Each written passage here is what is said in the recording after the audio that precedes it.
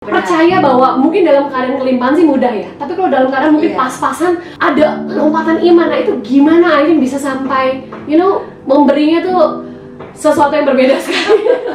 Aileen ini bersama dengan kayaknya ada satu tuh rekannya dari lebih dari 10 tahun yang lalu ya, itu menggunakan salon kecantikannya untuk membantu melayani orang-orang yang mungkin pasangan yang mungkin pas-pasan ingin mendapatkan pernikahan yang baik, yang memorable, yang bisa diingat. Akhirnya bahkan meminjamkan secara gratis baju di laundryin, di make upin, difotoin sampai siap pada saat masuk ke pernikahan. Itu gimana ceritanya tuh? Saya bisa traveling sembari saya bisa usaha gitu. Nah itu saya merasa penyertaan Tuhan itu luar biasa banget. Satu keluarga yang kita tidak pernah kekurangan, tidak ada kekurangan pada saat kita mengadakan. I worship you, Jesus. I worship you with all of my heart and all of my soul. I love you. I love to worship you.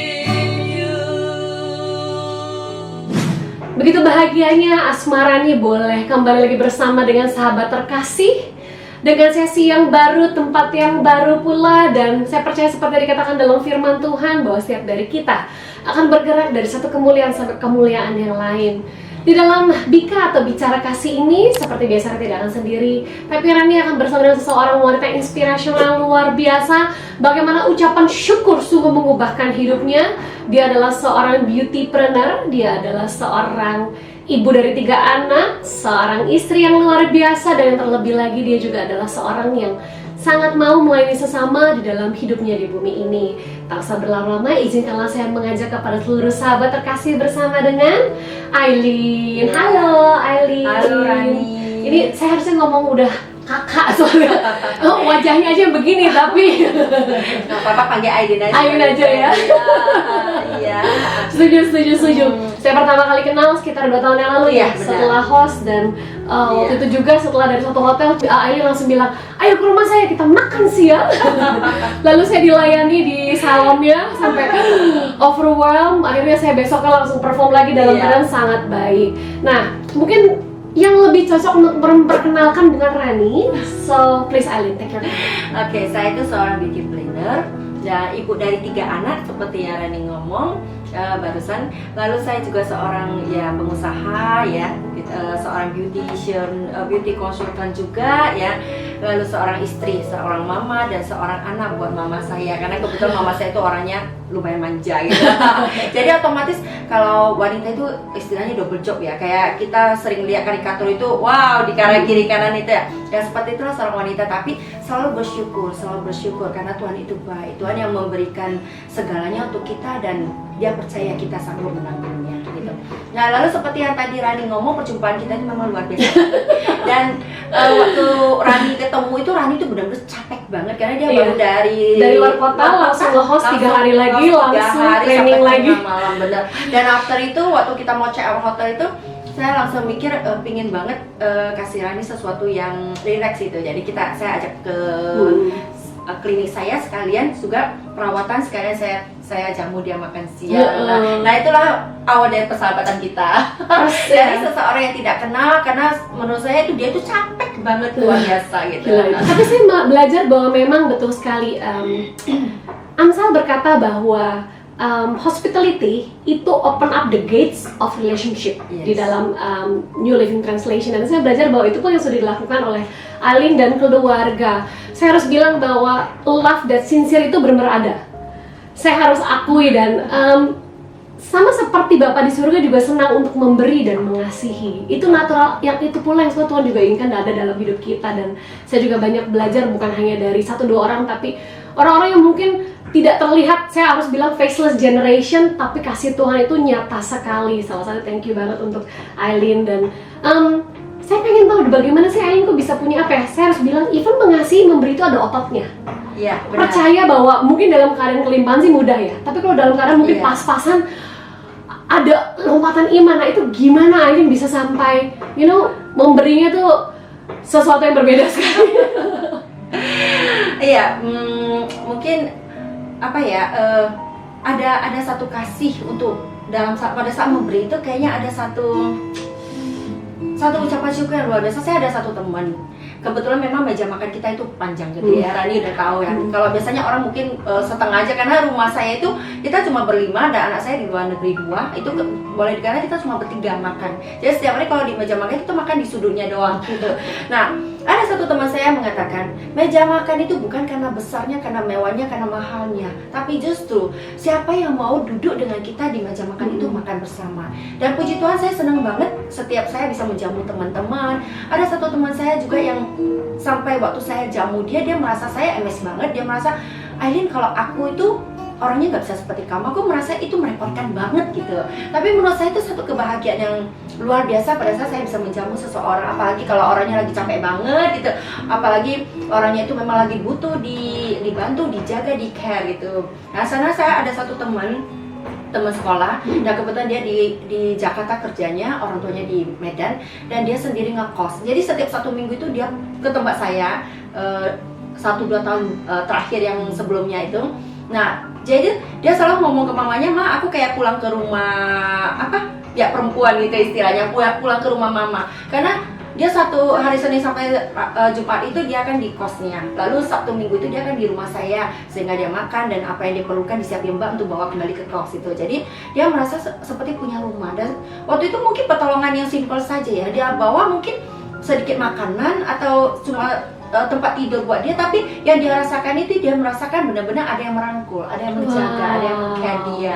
Jadi sehingga mamanya itu juga merasa bersyukur banget gitu ketemu kembali gitu. Kasih Tuhan ada nyata. Ya, benar. Jadi walaupun kita nebarin sedikit kasih, tapi yang merasakan itu berbeda gitu. Amen. Dan saya nggak bisa lupa juga ada satu cerita yang sudah lama sekali ya, sampai saya lihat ininya gitu hasilnya.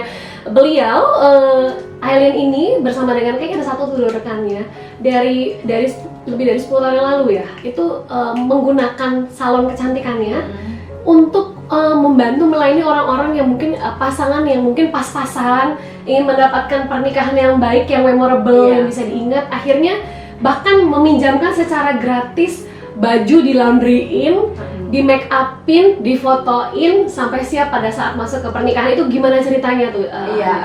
Background saya itu, saya 14 tahun itu jadi guru ya.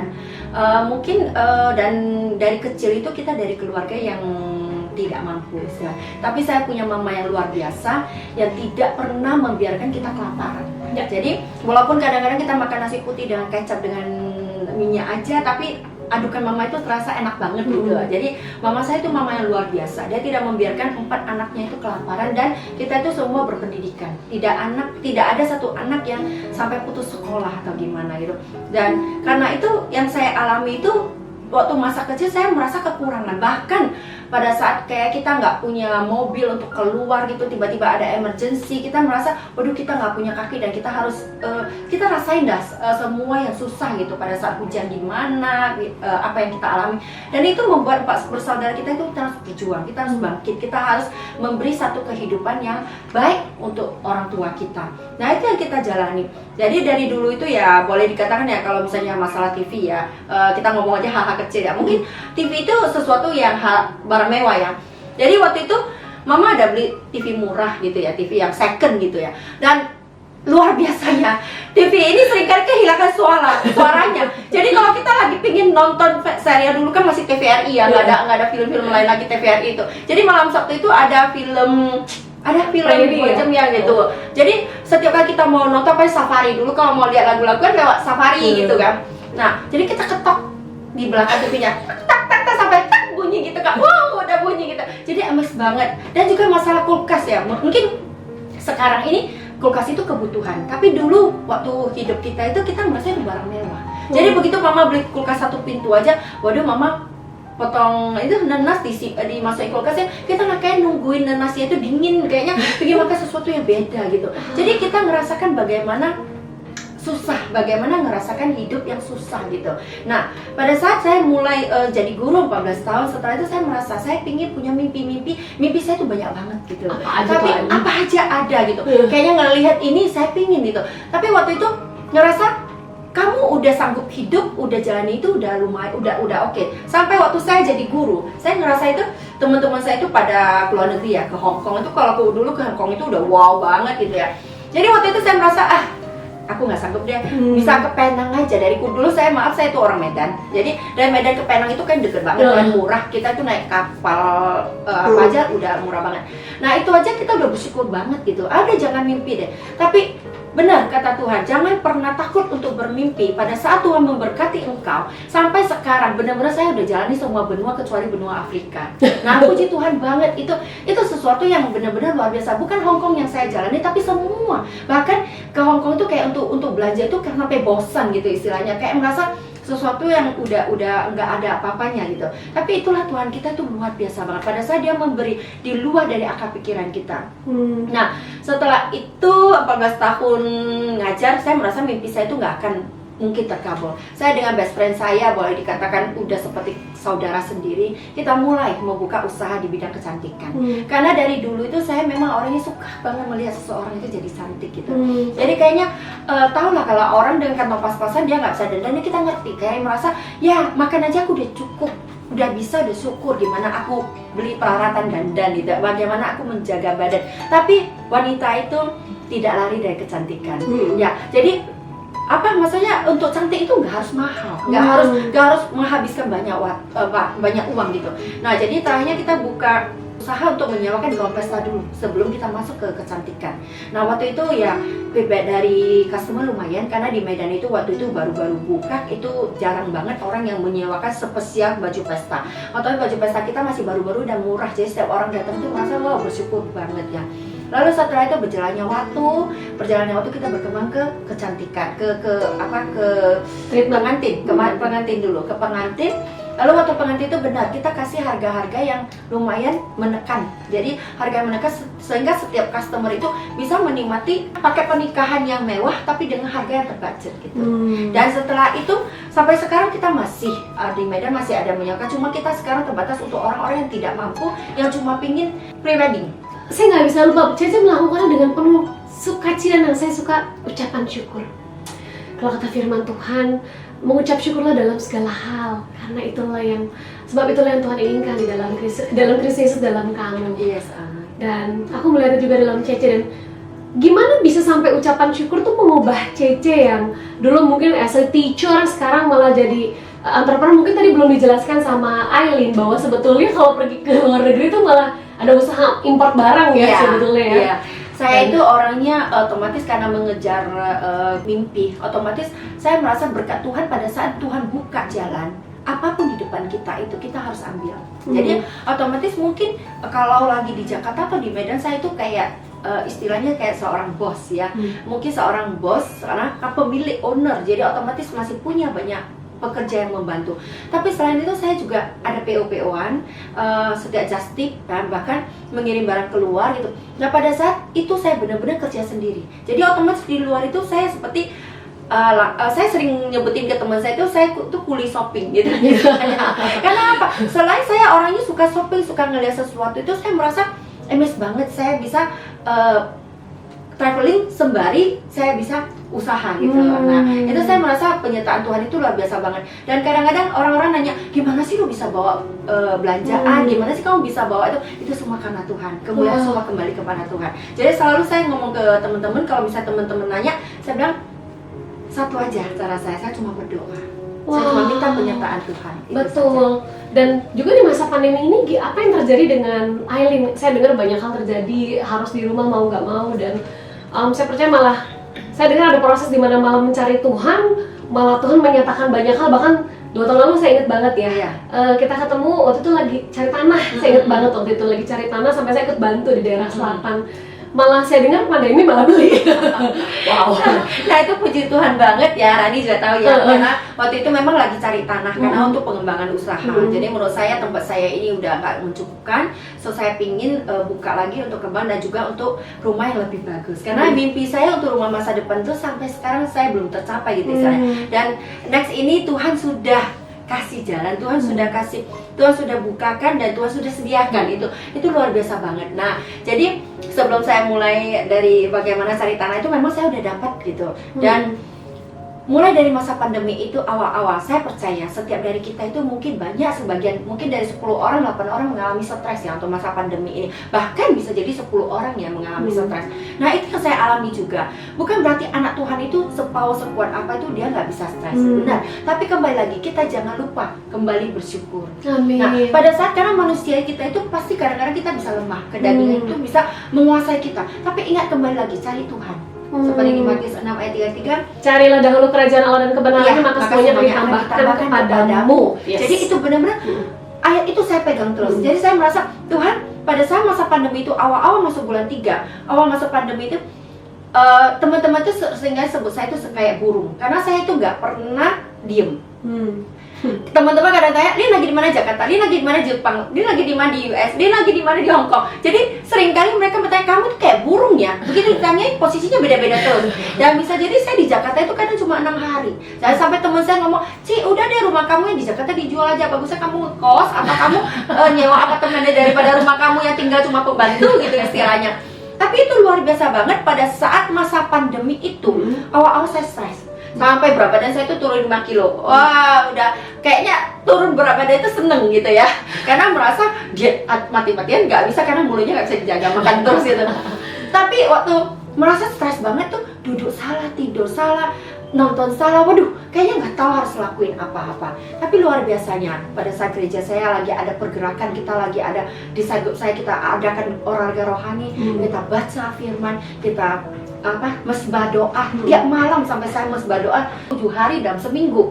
Wow, tiap malam kita mesbah doa. Sampai suami tanya, doa lagi? Iya, doa lagi. Setiap malam kita doa. Benar-benar kita baca firman, cari Tuhan, mendoakan orang. Pada saat kita tidak memikirkan beban hidup kita, luar biasanya berkat Tuhan itu dicurahkan luar biasa.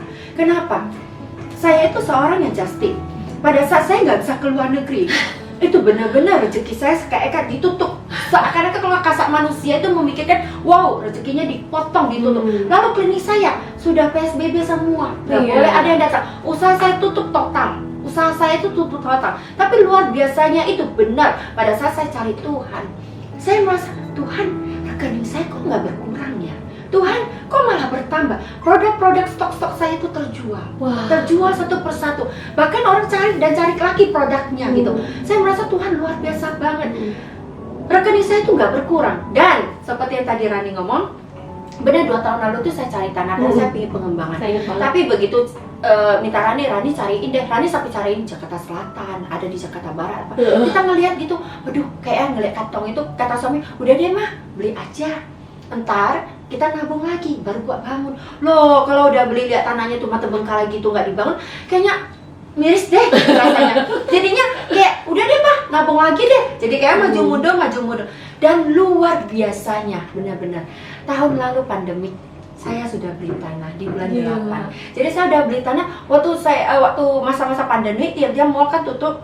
Dia tiba-tiba mall udah buka bulan-bulan 8 gitu. Saya dan suami itu jalan-jalan ke Living Mall. Jadi pada saat itu lagi ada pameran dari developernya Alam Sutra. Nah, lalu waktu itu langsung kepikir, langsung beli gitu. Langsung kepikir, dilihat 3 kali. Suami udah suka, udah deh, kita langsung ngambil. Nah pada saat itu ngambil, kembali lagi ke pikiran, manusia itu selalu tidak lepas dari khawatir. Tapi ingat, kita punya Tuhan yang luar biasa. Karena Tuhan yang menyediakan, seperti ayat, jangan kekhawatiran kita tidak akan menambahkan sasa saja dalam hidup kita. So jangan terlalu khawatir. Kemudian pada saat kita udah memutuskan membeli dan memutuskan untuk DP gitu, saya buru-buru ke toilet karena saya lupa izin Tuhan gitu. Saya buru-buru ke toilet. Saya bilang, Tuhan ampuni aku kalau aku buru-buru, karena dari kemarin itu kita masih ragu mau nggak gitu. Tapi pada satu suami dia kasih kita lihat lagi satu tanah yang lumayan pas banget, posisinya oke, dan di hook, dan kita oke banget, dan harganya juga sesuai dengan kita. Langsung suami oke gitu. Begitu oke, saya buru-buru, saya langsung berdoa, Tuhan, kalau memang Engkau izinkan aku ambil tanah itu, Engkau lancarkan. Dan biar pembayaran itu tidak mengganggu kantong kita, tidak mengganggu cash flow saya. Karena kenapa? Anak-anak saya masih kuliah. Saya tidak boleh terganggu cash flow saya, apalagi untuk pembangunan nanti gitu. Dan benar, setelah saya keluar kamar mandi, saya lihat dari perhitungan marketingnya itu, saya langsung lirik suami, saya bilang, kayaknya sanggup ya, kayaknya nggak mengganggu apa-apa, dan itu bukan nominal yang memberatkan kita, dan itu luar biasa banget gitu. Saya merasa Tuhan, Engkau kasih saya tanah yang seluas 518 meter persegi dengan harga yang bisa saya jangkau dengan baik. Itu semua karena kasih Tuhan. Karena kalau selama kita melihat dengan mata manusia kita itu pasti akan merasa mahal, tidak sanggup, tidak ini, selalu ada kekhawatiran kita. Tapi pada saat Tuhan sudah berkehendak, Tuhan lancarkan dan Tuhan kasih kita hati yang tenang. Dan luar biasa, tanah itu udah serah terima, dan sekarang saya lagi proses penggambaran untuk denah pembangunan. Wow, makanya saya percaya bahwa Hagai berkata seperti ini, semuanya akan digoncangkan, hanya tinggal yang tergoncangkan, yaitu kerajaan Allah. Dan saya juga belajar bahwa kerajaan Allah memang berbicara tentang kuasa, bukan hanya soal yang ada perkataan saja. Dan saya melihat bahwa mungkin di sini ada mengandalkan Tuhan ya. Sampai tadi untuk nge-DP aja masuk WC.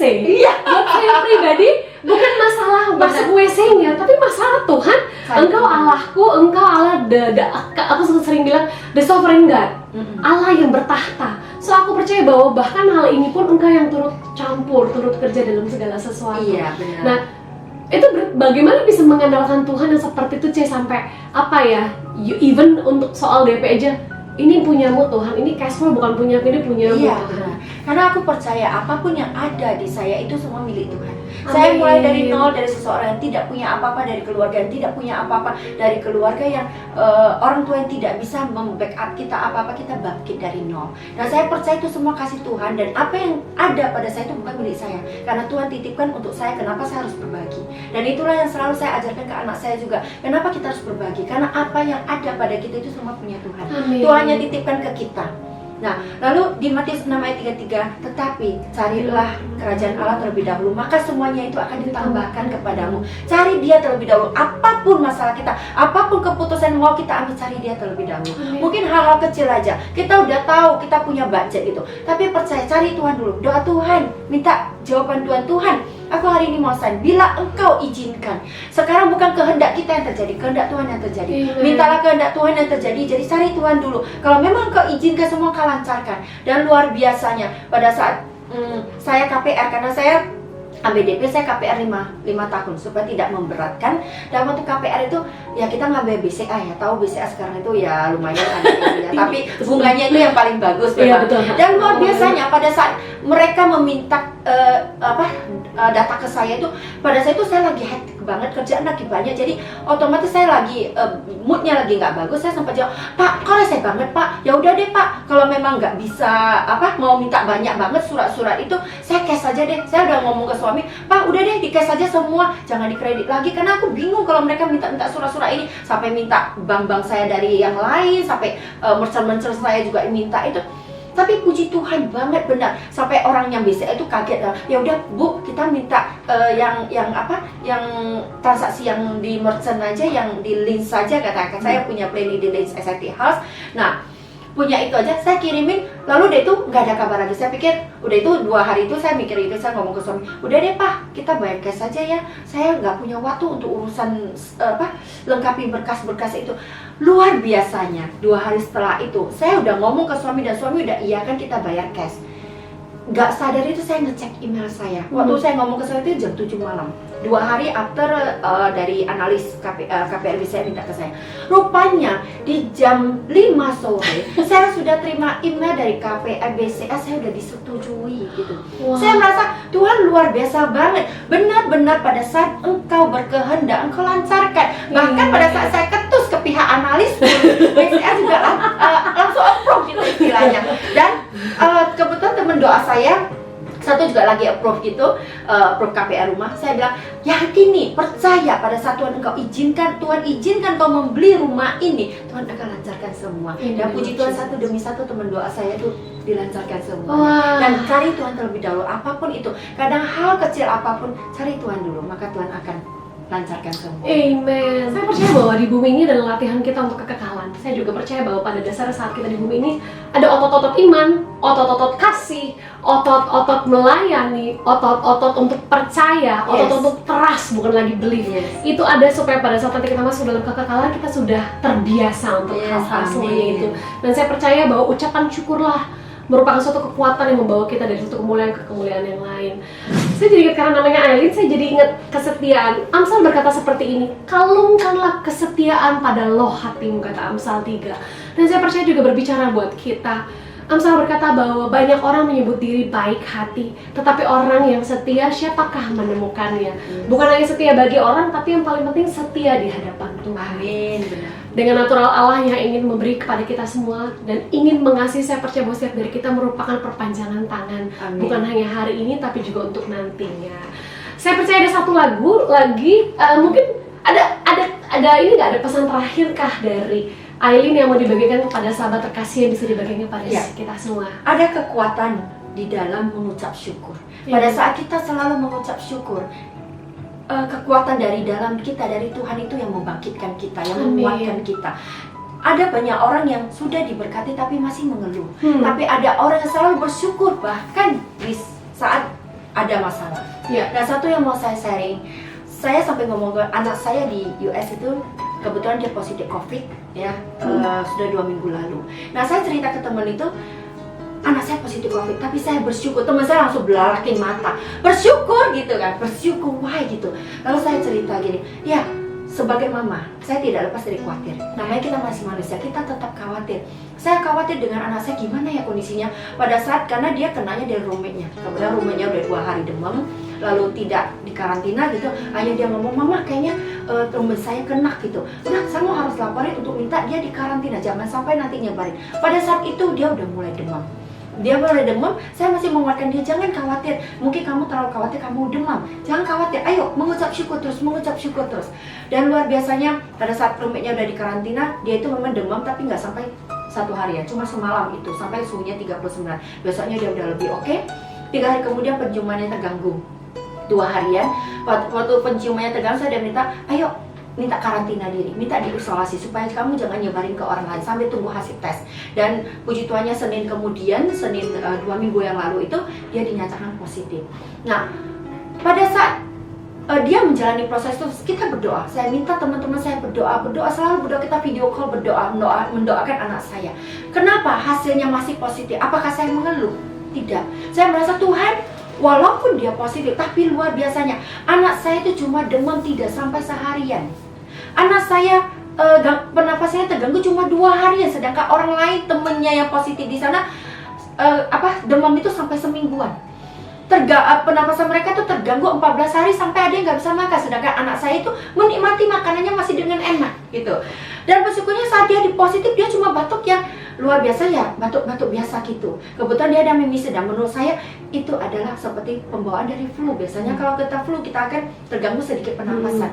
Luar biasanya anak saya udah sehat, anak saya udah keluar dari karantina, anak saya juga tidak sampai bolos ujiannya, karena waktu dia mau di karantina itu dia benar-benar, mama aku mau selesain ujianku dulu, karena dia nggak mau telat gitu, karena dia kerja tamat untuk tahun depan. Dan luar biasanya itu ujiannya tidak ketinggalan semuanya. Puji Tuhan, saya masih merasa bersyukur banget. Jadi di segala situasi, walaupun anak saya positif COVID, saya masih bersyukur. Itu luar biasa banget. Amin. Jadi bersyukur setiap kita punya masalah apapun, bersyukur pada saat kita suka atau duka, bersyukur selalu pada saat kita sehat atau sakit, bersyukur selalu pada saat kita kekurangan ataupun kita kelebihan. Pada saat kita kelebihan, kita sanggup memberi, kita memberi. Pada saat kita kekurangan, kita memberi, itu lebih luar biasa lagi. Amin, setuju. Dan wow, saya tiba-tiba teringat dengan Mazmur berkata seperti ini, ucapan syukurlah yang memulihkan jiwa kita. Saya ulang lagi ya, di dalam NLT berkata seperti ini. Saya lupa Mazmur, nanti saya akan coba cari. Give thanks is a gateway for your healingness of the soul. Dan saat saya membaca itu tuh kayak membukakan satu ayat lagi yang dikatakan gini, minyak dan wangi-wangian menyukakan hati, tetapi penderitaan merobek jiwa. Jadi jiwa tuh kayak kertas, bisa dirobek. Gimana cara supaya pulih kertas jiwa itu? Simple, ucapan syukur akan memulihkan jiwa kita. Hari ini, Aileen, thank you sekali. Kita tidak melihat hanya Tuhan yang di bawah saja, di dalam kekelaman, tapi juga Tuhan di atas dan di kelimpahan. Tuhan pula yang di masa-masa pas-pasan, sampai Tuhan pula lah yang akan menyongsong kasih karunia pada saat kita kembali lagi ke pangkuan Bapa di surga. Saya percaya kepada seluruh rekan-rekan yang ada semuanya. Dan saya juga mengundang kepada rekan-rekan sahabat terkasih yang mendengarkan ini, saya percaya Tuhan belum selesai dalam hidup saudara dan juga sahabat terkasih. Sama juga dia bekerja bersama dengan Aileen, begitu juga dia akan tetap bekerja dalam hidup sahabat terkasih semuanya. Ada satu lagu yang saya nggak pernah lupa pada saat dari tadi nempel terus. Ini mungkin pernah dinyanyiin di sesi sebelumnya, tapi tidak ada salah untuk kita nyanyikan lagi karena buat saya pribadi it's very powerful. Ku bersyukur Bapa, ku bersyukur Tuhan, buat kasih setiamu di dalam hidupku. Ku bersyukur, ku bersyukur Bapa, ku bersyukur Tuhan, buat kasih setiamu di dalam hidupku. Ku bersyukur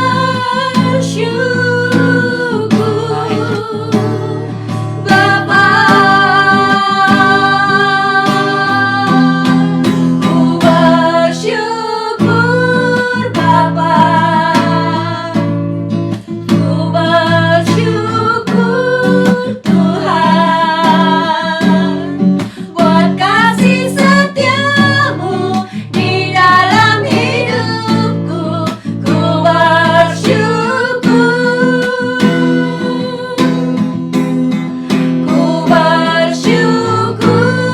Bapa,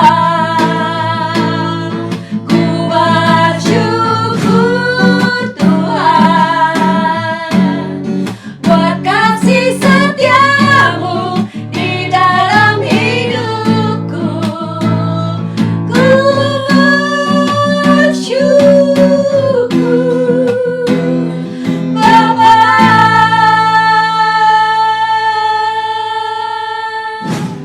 Sahabat terkasih, ucapan syukurlah yang membawa kita dari satu kemuliaan sampai kemuliaan yang lain. Karena kita percaya, kita tahu bahwa Allah yang melampaui segala akal akan memelihara hati dan pikiran kita, dan Allah yang samalah yang memegang ujung hidup kita dari awal mula sampai akhir nanti kita dipanggil. Terima kasih buat hari ini Aileen, so grateful.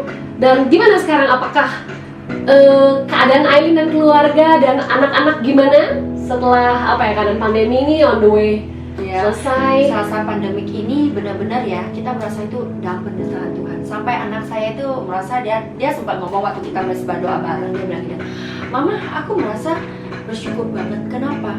Karena teman-teman saya itu udah mulai cut pengeluaran rumah. Kayaknya mereka udah nggak bisa sembarang beli barang. Mereka juga udah mulai, karena mereka ada mengeluh gitu kan. Tapi kok merasa kok luar biasa banget ya Papa, kita nggak bisa keluar negeri, Papa terus belanja di US, belanja di ini, semua barang dikirim-kirim barang sampai ongkirnya ada 1 juta lebih gitu. Kita selalu malah belanja terus, malah beli makanan terus, malah ini karena saking gak ada kerjaan kalau itu di work from home ya. Jadi dia otomatis kadang-kadang dia ada salah waktu dia klik dia belanja lewat US, kirim ke teman saya, langsung dikirim shipping ke Indo gitu. Jadi kita belanja terus, kayak tas, baju, apa-apa kita masih belanja terus. Masih saya waktu anak saya ngomong gitu, saya merasa ambisius banget. Saya merasa Itu Tuhan. benar banget Tuhan. Pada saat bulan 3 itu aku drop, aku stres, apa yang perlu aku khawatirkan sedangkan aku punya Tuhan yang bisa aku andalkan. Jadi aku nggak perlu khawatir. Dan benar, berjalannya itu anak saya melihat sesuatu yang luar biasa. Satu keluarga yang kita tidak pernah kekurangan, tidak ada kekurangan pada saat kita mengandalkan Tuhan. Amin. Dan itu juga dikatakan dalam Yeremia 17 ayat 7. Iya. Kalau nggak salah, berbahagialah orang yang Mengandalkan Tuhan. mengenal Tuhan ya. Iya, mengandalkan Tuhan dan berserah di dalam mengandalkan Dia. Amin. Percayalah, kembali lagi sahabat terkasih, dalam keadaan apapun, mungkin Anda juga tidak dalam keadaan mudah saat ini. Mungkin saya pun juga dalam keadaan yang mungkin tadi seperti dikatakan oleh Aileen pas-pasan, tapi mengucap syukurlah dalam keadaan apapun. Dan mengandalkan Tuhan dalam keadaan apapun, karena Tuhanlah yang megang semuanya. Jangan-jangan dengan cara inilah kita akan diberkati lebih lagi. Amin. Dan mengenal siapa itu Tuhan kita. So, sahabat terkasih, saya bersyukur sekali. Thank you Aileen. Sorry kalau mungkin banyak hal yang kekurangan dalam Bika, tapi saya bersyukur Aileen mau menyempatkan waktunya di sini. Tapi saya percaya bahwa ini tidak akan berhenti sampai sini saja. Kalau Lukas berkata bahwa kalaupun kita tidak bisa berbicara, biarlah batu-batu ini berbicara. Kalau mungkin ini batu zaman sekarang, platform, YouTube, social media, biarlah setiap dari kita boleh menjadi saluran berkat dan juga Amin. membicarakan kasih Tuhan dalam hidup setiap dari kita. Sahabat terkasih, thank you so much. Kita akan ketemu di dalam sesi Bika selanjutnya. Saya Asma dan juga Aileen. Bye bye.